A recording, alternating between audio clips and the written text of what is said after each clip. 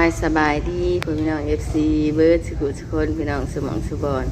บ่ว่าจะเป็นฝั่งลาวฝั่งไทยนะพี่น้องยินดีต้อนรับเข้าสู่ช่องซาแพงพี่น้องเอ้ยตอนนี้ก็น้องดับเตอร์เป็นกังหมุดบ่ลูกหัวหยังฮะ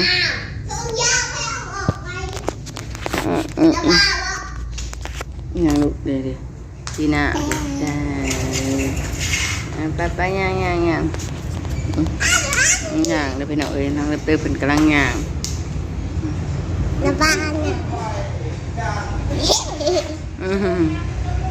ไปแล้วพี่น้องย่างเข้ามาเต้ย่างเข้ามาบ่ย่างไปลูกบอกไปแอบไปเข้ามา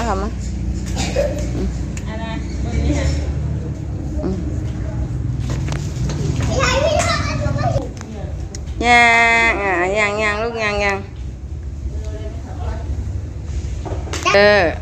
างอะไรพี่น้องเลยน้องระเตอร์นะหมดเด้อลูกเด้อ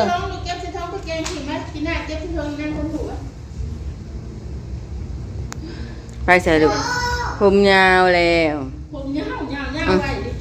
น้องว่าสิอยู่สิได้ไปตัดอะไรมืออื่นเฮ้ยยังน้องสิออกนั่นน้องลบเลยอัดไว้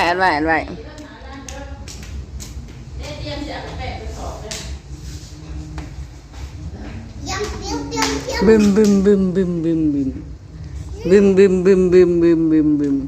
ย่า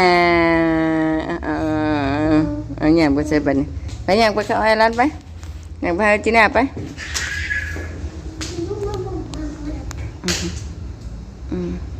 อย่าตำน้องเด้อน้องลุ่มเด้อน้องย่างบ่แข็ง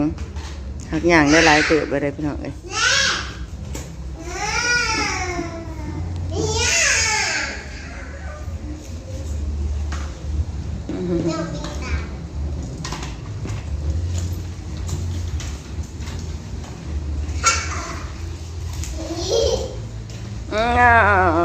ลม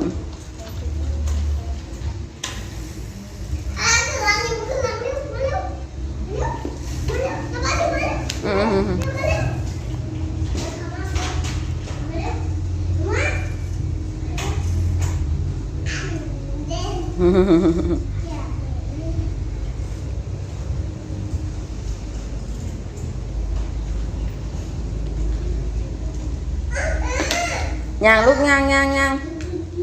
เอาไว้ตามน้องเหยียบมือน้องเลยนะเด้อ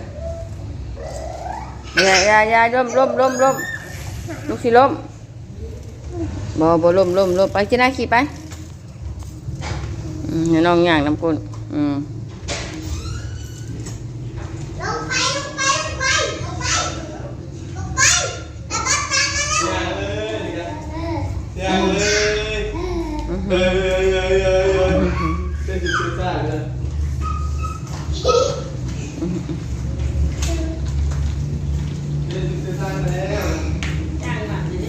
เริ่มมันเลยลูกใจให้อายดีแน่อายมาดิดนำ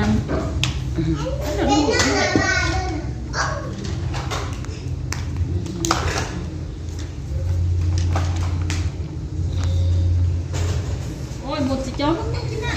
ลูกมาทุ่มมึงจะขับไปคนสิมาจ้องบ่ไปลูกบ่ไปย่างไว้ย่างโอ้บ่บุ่มไปเด้อย่าเป็นพอปุ่มบ่ไป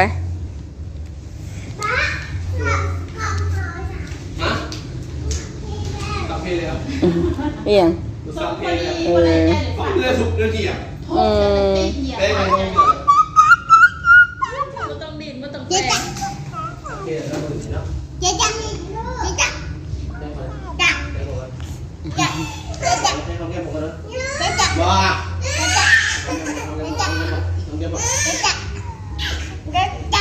จะอย่าให้นั่นมันเบิดอะไรไปอย่างนั้นนะเบิดเลย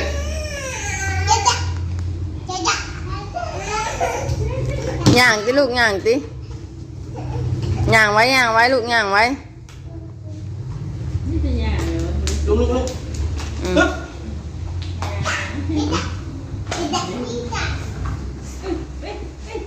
ผมยาวแห้งกันเริ่มตัด ผมบัดซีใช่ไหม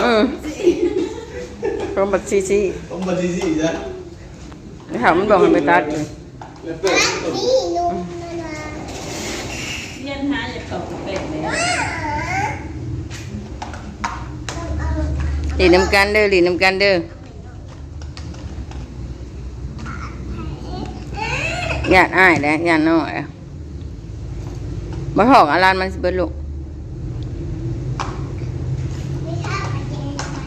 แจ้ข่อย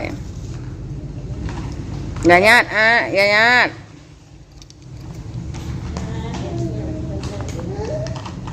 เรียนอ้ายเลย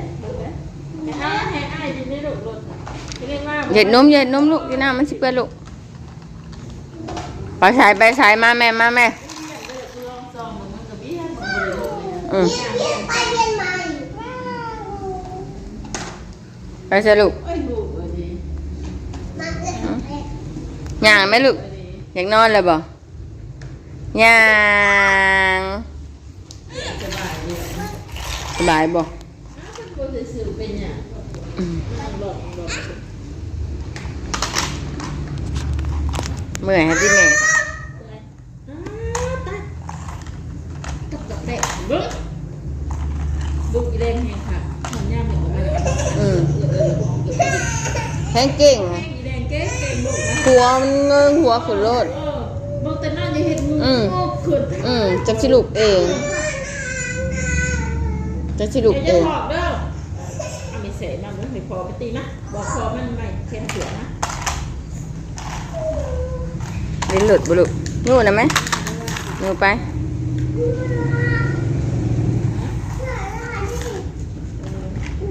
เห็ดเครื่องใหญ่แกเคยมองไม่เนี่ย หักแพงเลยเนาะ แค่ไหนดี บ่ได้มันสิบูดลูกย่างไหมลูกเราลูกย่าง คนนี่ ฮะ คนนี่นะดี เขาเห็ดเอาที่ AI ดีบ่ ยางหักกระแปงได้พอเลยมันอัดเหรออัดแล้วแล้วเห็นมันอัดแต่เดี๋ยวจะถอดงงเลยดินแนวบดิตีหัว ไปใส่ลูกแล้วแต่ ไ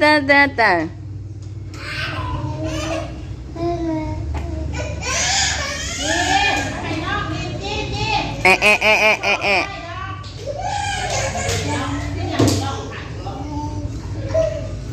อะเด้อลูกเด้อ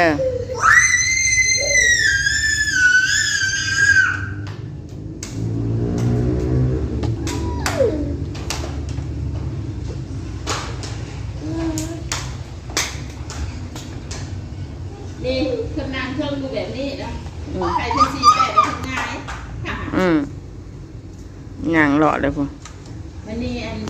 ถูกอะพอถูกแล้วเพิ่ม เฮ็ดหยังลูกมาได้ไหมไปมื้อนอนบ่ปะ ก็นี่ให้นอกจะได้ไหมรู้วะไปเอาพวกเขามาให้ตัวเนาะในการคิดดู เดี๋ยวนอนนั่งงงไว้ นอนนิ่งช่างเลย นอนกับบ่ถึงหมอนนอนกับบ่ถึงหมอนจำลูกนอนมาถึงหมอนติ หิวถึงห้ามกันนอนดีๆดินอนยังบอกเป็นมานอนยังดีๆกึมนี่ดิกาดขาเลยดิอ้าวแพ้กาดอ้าวนี่อ้าว เมื่อยลิ้นแล้วนอนบัดนี้ คิดไม่คิดไม่ก็ดูเสื้อเลยทางคนหูให้อ้ายมาเปิดให้น้อง แพงลูกอยากลิ้นหยังเด่นอะไรให้น้องลิ้นแป้งไว้จะลิ้นโทรศัพท์ไหม จะดินโทรศัพท์ จะลิ้นโทรศัพท์ให้น้องลิ้นแป้งไว้ให้น้องลิ้นแป้ง ได้นะโทรศัพท์ให้อยู่ห่างกับโทรศัพท์มือแล้วจีให้อยู่ห่างกับโทรศัพท์ให้อยู่ห่างกับโทรศัพท์ได้นะครับจับกระให้อ้ายดีเลยกันนะนอนลงมา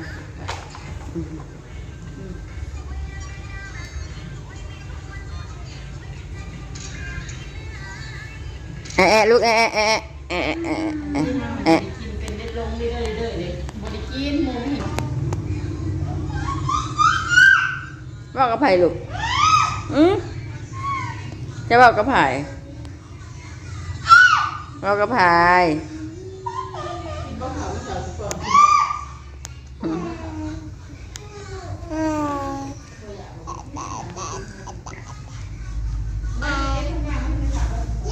แต่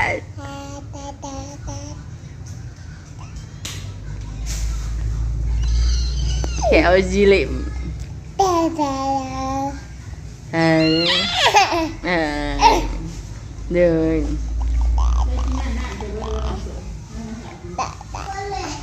จะบอกกับไผ่ลูกอะไรเตะ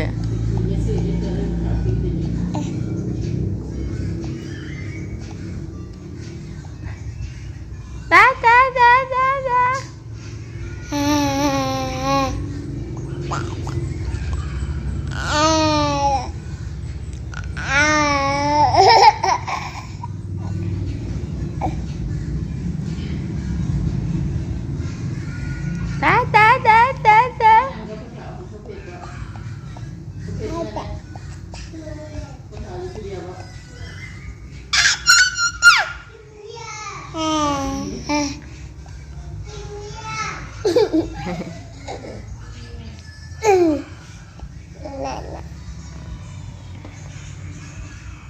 นั่น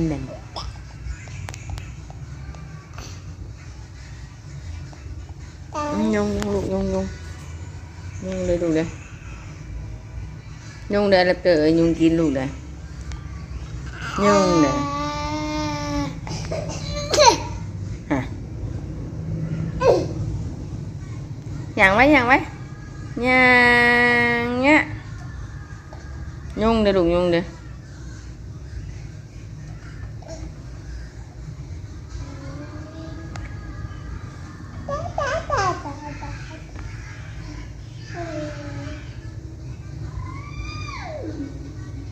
ไปย่างไปกินนมมั่มไป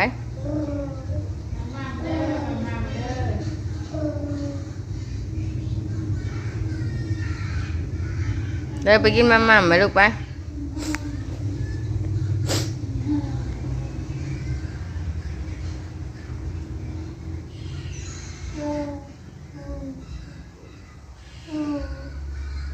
นู่นเดี๋ยวเราหมดไป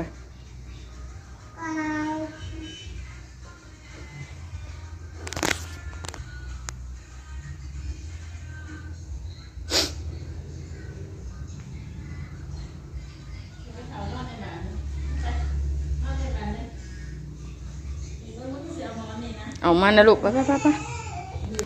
ดวิดเป็นสิแล้วอย่างดีดิเก่งอยู่นี่ติ๊กตะ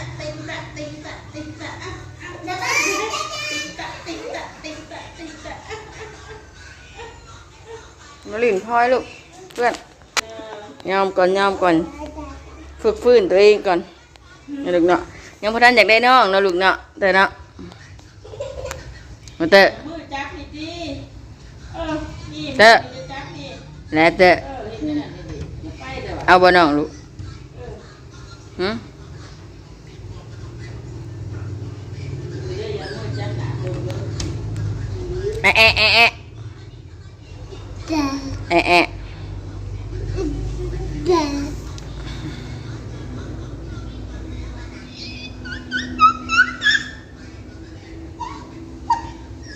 อย่างเดียวอย่างดีดิเริ่มเลยพื้นที่เราไปเองเนี่ยลูกเกิดมา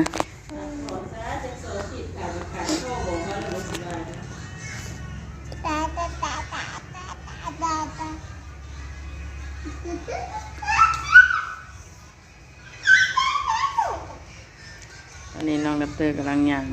งได้นะเพื่อนเนาะกำลังนาเย็ดลูก